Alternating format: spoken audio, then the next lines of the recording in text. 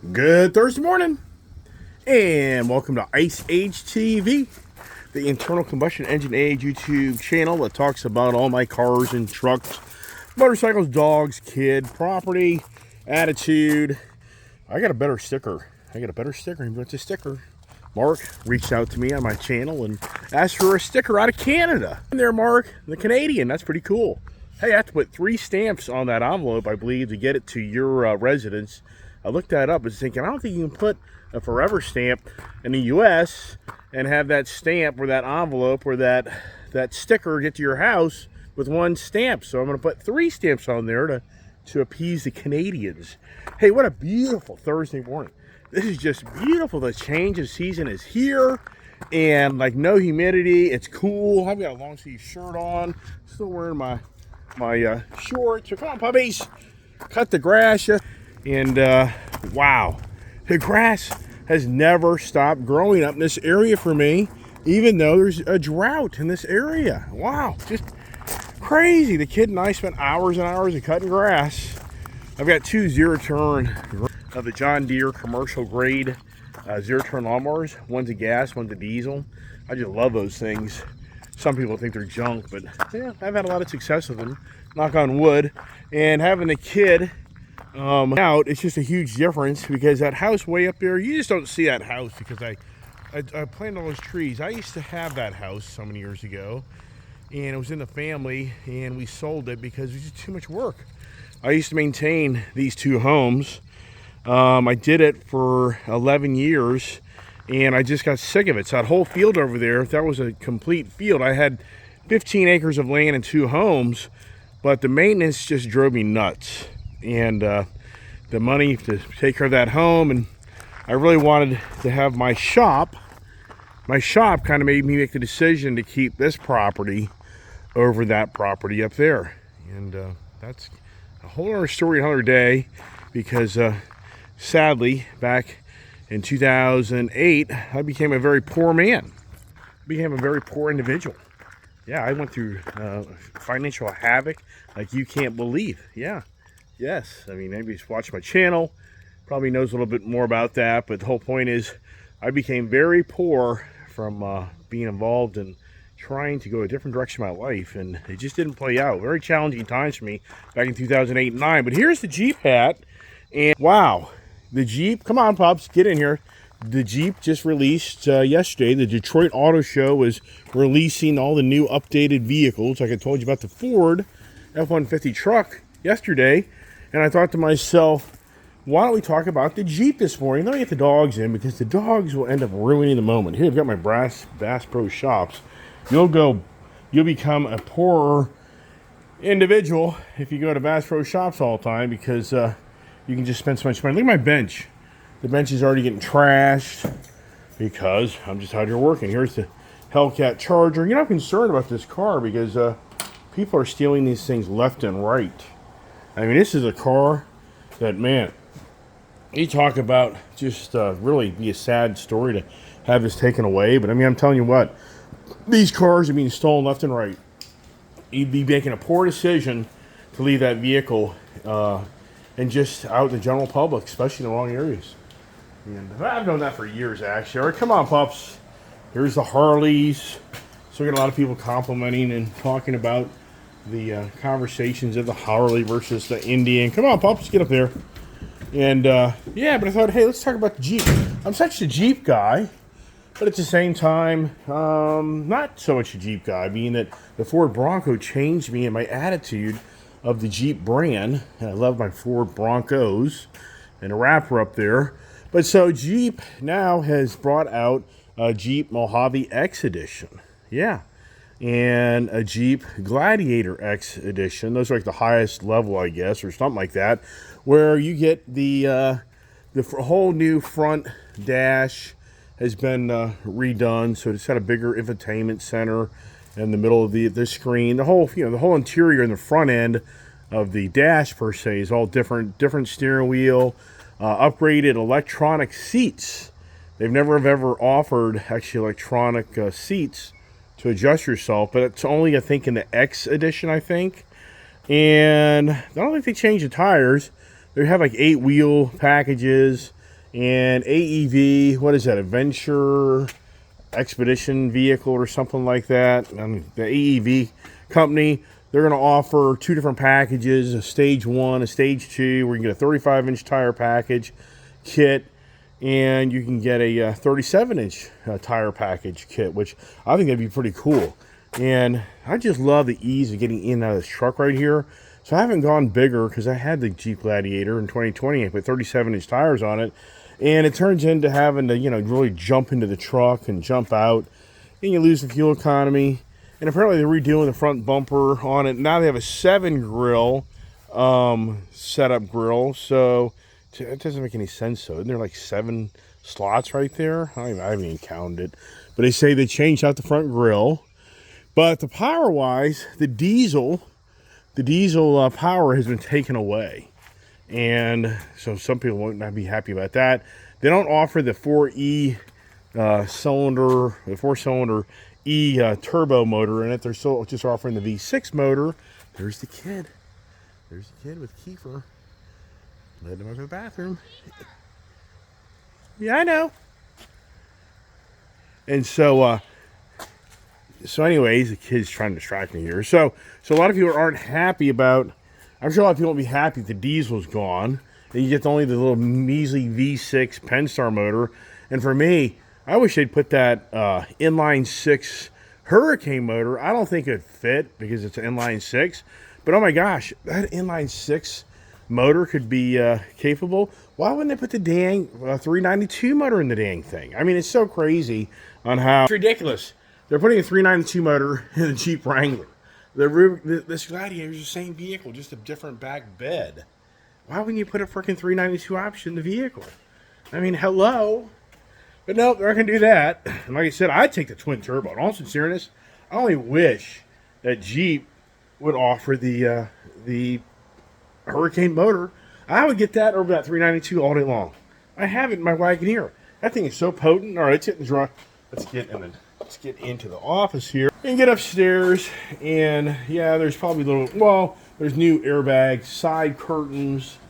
Come on, pups. Let's get upstairs here. Just a beautiful morning. Just so nice out. The nice thing about this area up north is it's always just such a nice change of season. And you get to enjoy a portion of year, just really nice weather. And you're not too hot, not too cold. Look at the dogs. The Kiefer dog just destroys my office. Gotta be eating something. So yeah, so earlier I was saying the poor, I was thinking to myself, we had the pay conversation, we've had the gone conversation. What other conversation have we had this week? And I thought to myself, why don't we make today the poor decision? Because if anybody's watching my channel, that poor guy, that guy's going to go broke again. He's just telling us that the Iceman went broke in 2008, but that was due to me starting a whole brand new business and just a lot of other variables. On the whole country I'm broke, so it wasn't just me. It was major businesses. Anybody remember that? Does anybody think that potential is back on our doorstep like never before? I mean, come on. I mean, just so many poor decisions out there. Yeah, the conversation's poor. Are we getting poorer? I mean, sincerely, are we getting richer or poorer? And I think in so many ways we're getting poorer. I mean, because of such poor decisions are being made. And the amount of money it's taking for you to be able to buy things, and I've talked about it many times. I mean, is your income staying up with how everything's gotten so much more expensive? I just can't see how these houses, since the pandemic, have in so many markets doubled the value. Whose income has doubled the value? Doubled. Nobody's, except the greedy ass select individuals like the Green Agenda people who are making poor decisions on our behalf. And unfortunately, the masses, or I should say more the greedy ones out there, the greed. Yeah, I was right. Yesterday's conversation was the greed. So the pay, the gone, the greed, now the poor. So yeah, I think that more than ever, especially my age group, is becoming poorer. And I think what's incredible to me, it's so crazy. And I got out of high school. And back when I was working at a gas station, I think I was making like $1.75 an hour. Then I think when I got out of high school and went to work for Fairfax Auto Parts, I think I was making $2.35 an hour. I can remember working 2 weeks worth of pay. It was 6 days a week. And it was basically like I averaged about 50 hours a week because it was 8 times 5 is 40. Then Sunday was like another 46. But then I would sometimes come a little early, so late. But I would just say, anyways, the whole point is, if I remember right, what did I say? 2.35 times, I'll say 46 hours a week. 46 hours for 2 weeks. Times 2. Yeah, I actually got like a $175 check every 2 weeks. Yeah. And now today, you hear so many stories of people coming out of college that are 22 years old, making $200,000 a year because they're techie. They're techie people. They're IT people. Wow. I mean, just beyond believable. I mean, so the auto manufacturers, I mean, are they truly making us individuals poorer because they're just raising the prices through the roof? I mean, sincerely, but yet everybody continues to sign up for these huge payments. But are they? I mean, it's just so hard. Excuse me, getting the morning going here. It's just so hard to comprehend of really what is happening because the media machine's not going to bash this administration. I mean, sure it does, but it doesn't. I just don't think you're really ever going to get the deep down information of what's really going on. Then one day the lights just turn off. I mean, that's just how it plays out. It just then a surprise happens. So on the Jeep side, I think they're making a very poor decision of not offering the 392 motor in that Jeep Gladiator. Why would they not do that? I mean, that's so stupid. I mean, ridiculous. I mean, once again, I don't know if that inline 6 Hurricane motor could fit in that Jeep, but oh my gosh, that would be a really badass Jeep because it has 500 plus horsepower, 500 plus pounds of torque. It's more powerful than the V8 392. My Jeep Wagoneer has a V8 exhaust note to it when you start it up. It has a very deep rumble to it. I love that motor. That would be a huge success for the Jeep brand. The Gladiator, that would be so badass. So, once again, incredible. Here's Jeep, Stellantis Group, and they just, is anybody excited about that Pennstar motor? I mean, I have it. Yeah, does it get up the road? Yeah, it gets up the road, but it's lame. I mean, it's lame. It's so underpowered. It's so ridiculous.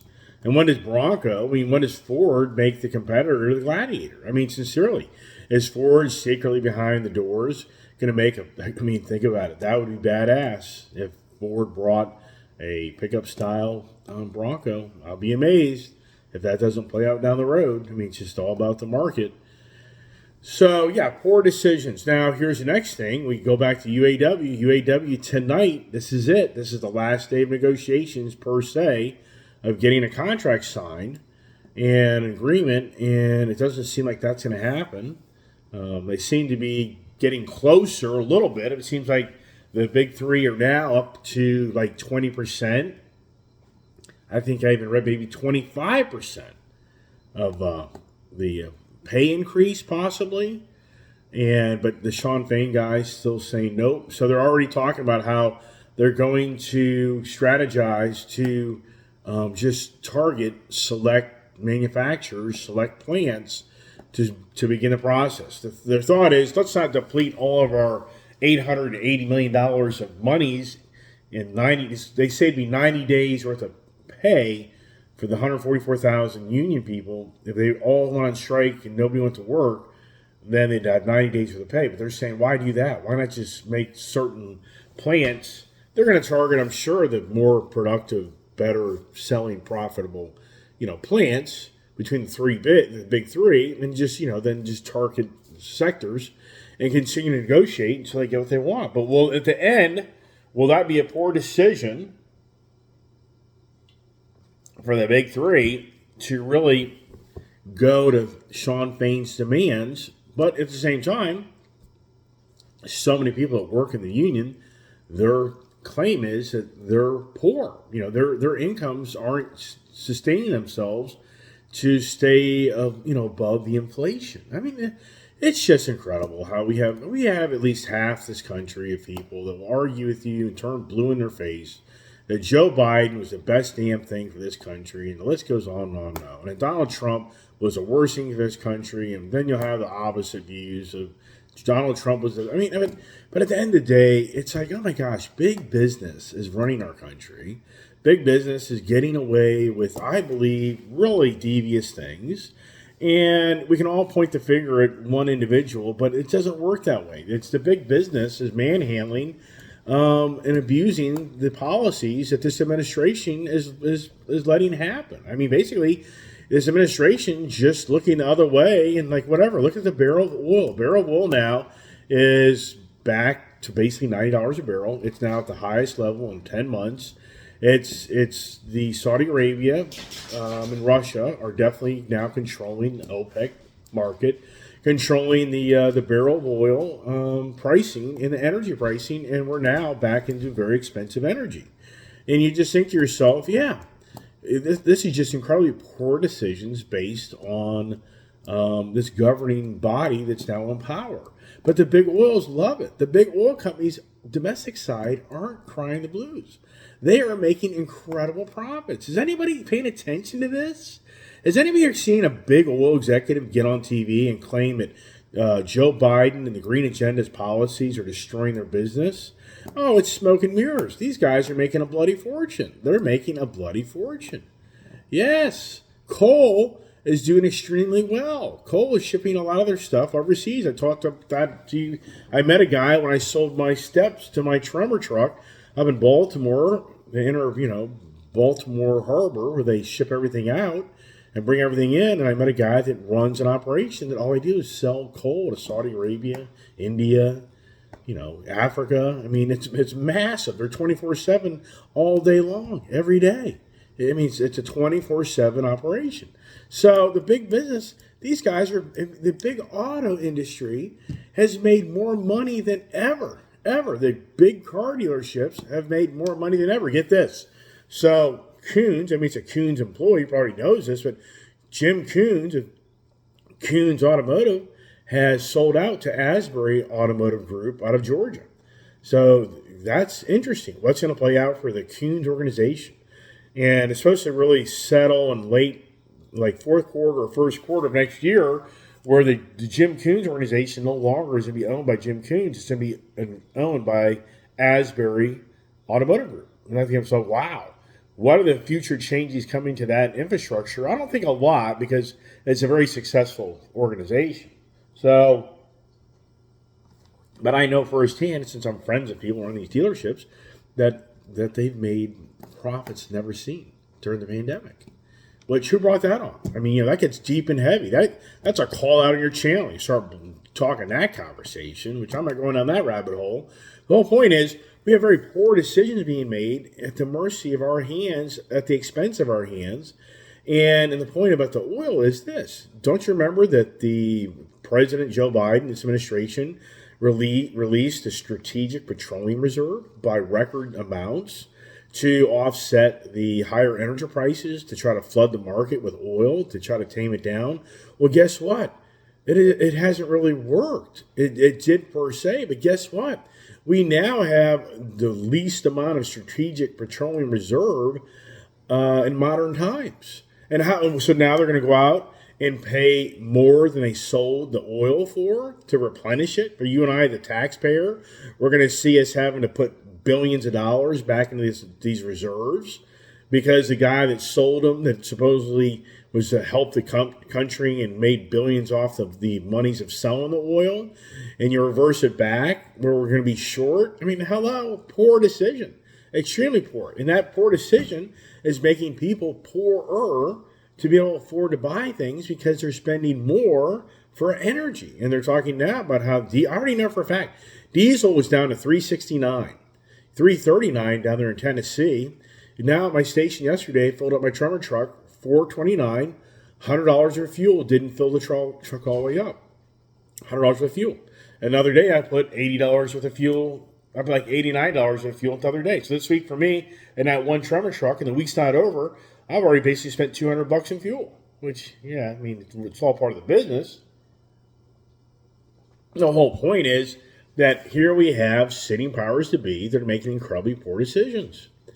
And so for the UAW and the big three, at the end of the day, if the union gets its, let's just say, 30% pay increase or 35% pay increase, I mean, what does that do to the bottom line, the big three? And I think that, we're now grasping for the future. We're just grasping for the future. And in so many ways, I really think more what's going to be the challenge in that UAW agreement is the future of the workers. I think that's going to be more of a sticking point. It's not going to be so much the pay because it's a no-brainer. Because if you're a big wig guy and you've got these union people pounding their fists for money, okay, but when the transition comes to electric vehicles and you really have no reason to have 100 people on the floor and you only need 50, then 50 people go away. And that's the fear of the UAW, is that that's what's going to start to play out for them as the years progress. And if they don't get a stronghold of controlling their future jobs, so I think that will be more of a challenge. It would be for me as a owner of a company, it's okay, that's fine. I'll double your pay because we are doing very well. But always in the background, I'll be like, yeah, but when times get a little tough and harder, it's going to be hard to continue to pay that person double the pay. But if I have the right to let these people go from different model business circumstances, then I'll be like, and I have more efficient ways to do things to offset that, then great. And that made me think about yesterday, one of my YouTube subscribers out of Colorado, if I'm right there, Metallica, one of my subscribers, he was commenting about how last year he was kind of really blown away, and I bought a lot of expensive things to a high extent. Well, if I'm not the smartest of the bunch, I mean, there's no doubt my car addictions are very expensive. Can they be poor decisions? Sure, absolutely. Will it make me poorer?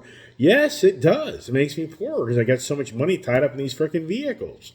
Would I have a YouTube channel if I didn't have these freaking vehicles? I don't know. So, I mean, there's a lot of variables that play out. But here's one variable that people understand. I bought a brand new F-150 Lightning truck last year that I ordered. I paid MSRP, drove it for a month, turned around, sold it, and I made money off of it. And then here 2 months later, or 3 months later, I decided to buy another Ford Lightning truck. But I bought it for one of my employees that has been with me for 12 years. At that point, been with me 12 years. And until you're a business owner, you don't understand this stuff. So he had his own vehicle, and he worked out of his own vehicle, okay? And the mileage rate was up to like 64.5 cents. It could have changed, 64.5 cents per mile. So the gentleman who worked for me, he would drive on average about 150 miles a day.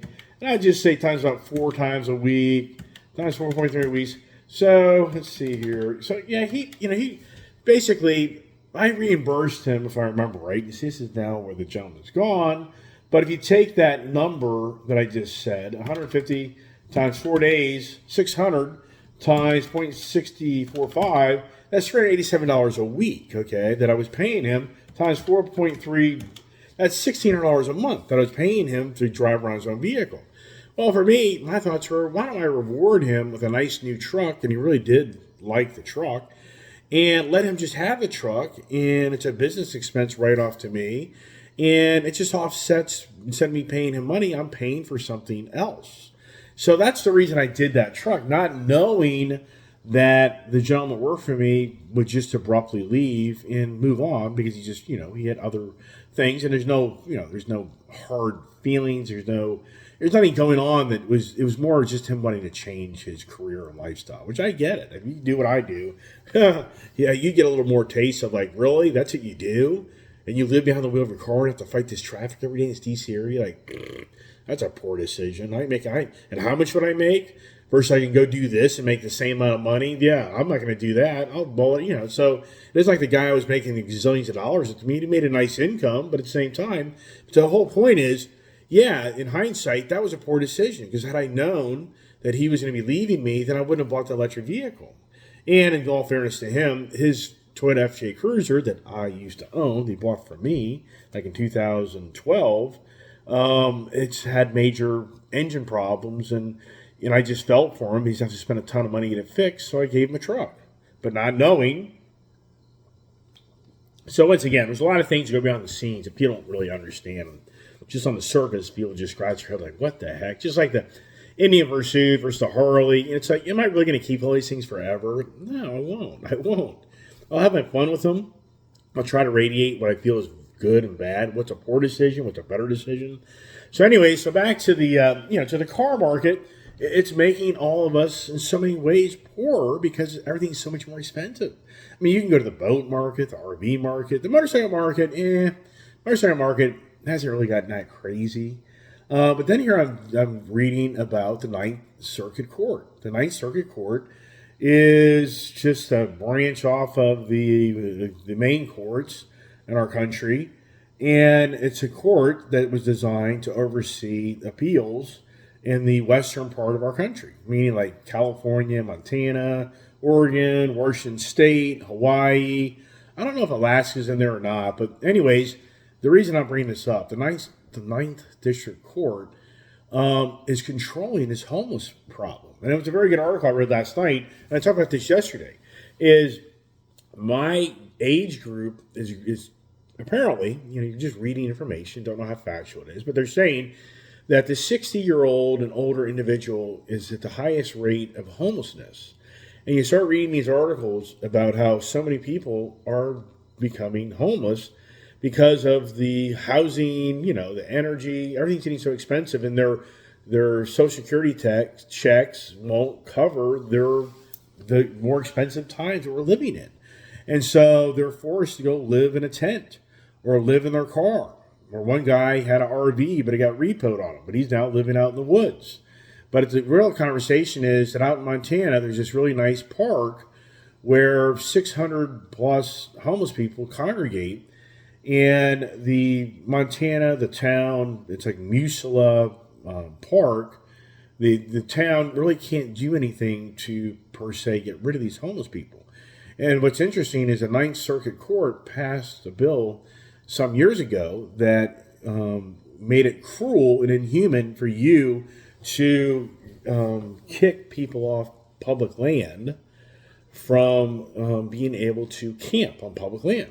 And what the bill is saying is that the state or the city, town has to have X amount of camping beds or facilities for public rest. And if the demand is higher than the the amount of beds you have, then you have no enforcement. This is why California is the haven for the homeless people. Not only because I think of the weather, but that's the laws the Ninth Circuit Court set up that doesn't allow police or citizens to remove these people from public places. But they can, the local jurisdictions can create emergency acts if things start kind of getting really, out of control and havoc. But that was very interesting. I didn't realize that. It's only the western part of this country that this encampment, you see it all the time, is happening. It's because of the Ninth Circuit Court appeals, Applegate, or whatever the language you talk in these court systems, is protecting the homeless people from inhuman treatment by others that would just continue to force them to kick them down the road. But the whole point is, people are becoming poorer, more so than ever in modern times, I guess. I mean, that's kind of a broad statement, but I'm sure anybody here that travels and goes around and sees the videos and sees you just see that these encampments and the homeless people is growing.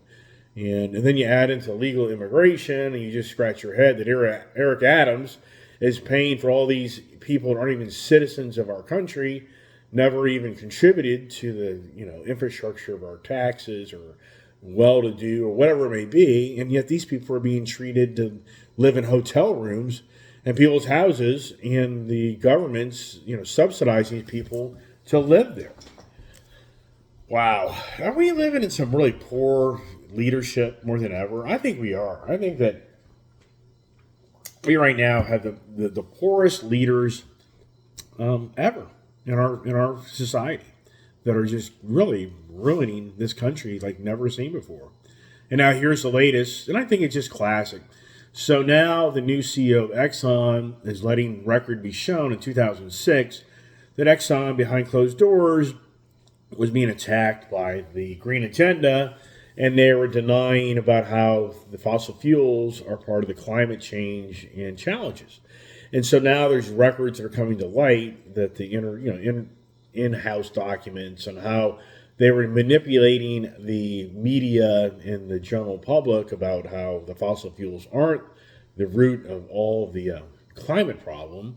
And so it's coming to light now. So people want to sue Exxon. There's already organizations wanting to sue Exxon for, misbehaving. And I just think, it's just incredible. And don't get me wrong, I'm not here to say that what they did was right. I'm not saying that. But what I'm going to present in my position of view is that, go attack Exxon for mishandling the way they responded to this climate change.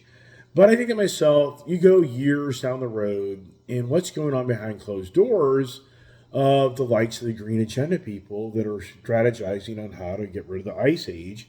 And they know how everything plays out. And I think to myself, the green agenda companies that are enriching themselves from the Inflation Reduction Act and all the transitioning. And I think, will there be documents found years ago that they really know this is just a bunch of malarkey? I mean, sincerely, will that ever come to light? That you'll find out 20 years from now, 30 years from now, that the climate really isn't changing as much as somebody would think it would. And they start to kind of realize that all the new advancement in technology and just the change of how we live and advancement of so many things, but it just really isn't having a huge impact on Mother Earth herself, just transitioning, because it's just Mother Earth is, we can't control Mother Earth per se. The physical universe we live around, you really just can't control that per se. And the whole point is that will somebody be suing the green agenda 20 plus years from now, and these companies that totally misled people, misinformed people, that, this total green agenda stuff is not really what it is. And for you and I are paying for this dearly, for this transition to prove otherwise. I mean, incredible. Wow. So, just incredibly poor decisions.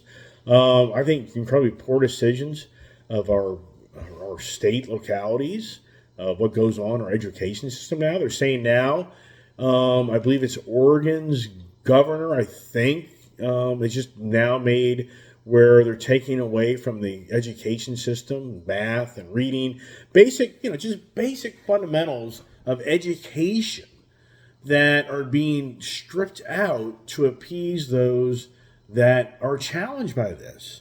And you just think, wow, so it's not education anymore, it's ideology.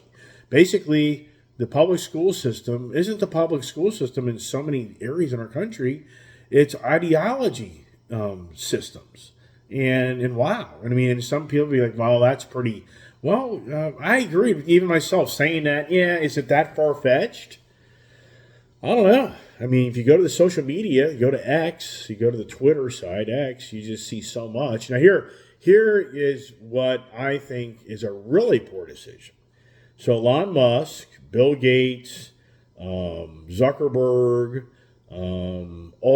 Scott Altman, all the artificial intelligence, social media platform, Nvidia, the chip maker that makes the superconductor chips to enable artificial intelligence advancement. So apparently yesterday, Chuck Schumer rounded up 60 other senators. And in D.C. yesterday, I guess down there near the Kennedy Center or wherever the Kennedy room is, I don't even know. I don't even know. Is it in the Capitol? But anyways, Elon Musk and all these high-profile, very well-to-be successful people all showed up to talk about artificial intelligence. So Chuck Schumer and 60 other senators listened to, Elon Musk's concern that this artificial intelligence is going to, in so many ways, circumvent and ruin mankind. But Bill Gates says it's for the better because it's going to stop world hunger. And Mark Zuckerberg's position is, since he's building his Meta platform off of artificial intelligence, is it's not really as radical as Elon Musk is presenting. One of those guys going to fight each other. Yeah, right. Does that play out? I wonder how they kind of interact with each other, being face to face, being they've been calling each other out on the social media platform. So anyways, it's classic. I talked about this. So what's going on is, in my views, a very poor decision. Elon Musk and some of these others are looking to these government officials to start controlling artificial intelligence. And I just think these are the last people we want involved in this. Even the point, why did Chuck Schumer want to even get this so-called meeting? What's the deep side of me is Chuck Schumer is wanting to enrich himself somehow through his artificial intelligence. And he's trying to just figure out more on how he can benefit and how the governing bodies can benefit of just circumventing this artificial intelligence. And I mean, and sure, this stuff, this is wild stuff. You hear about the biological, capability of you making biological weapons. I mean, there's so many things that this artificial intelligence can open the door up for the devious and devilish things. But I think, you're going to have this country stateside try to control this when it's going to get into the China's hands and the dictatorship hands of Venezuela. I mean, you're going to go through the list of the just devious people that will have access to this information. And now you think our country's going to be able to control it? There's no way. And you think these senators and the governing bodies to be of our country are going to write the legislature and really be able to, harm. So I think for Elon Musk, there's got to be a different angle, got to be a better way. Once again, going to the governing bodies to try to manage artificial intelligence. And I just think these people are clueless. They're clueless.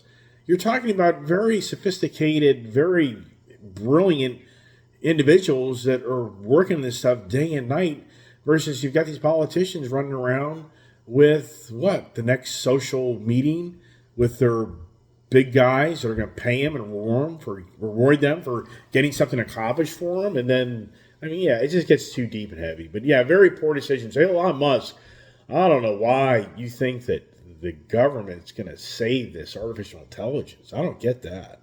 Elon Musk, he's just kind of like, to me, in one aspect, the guy is just incredible. But another aspect, I just think this guy's borderline like, wow. It's like, what are you doing? Yeah, wow. Anyways, long video, I know that.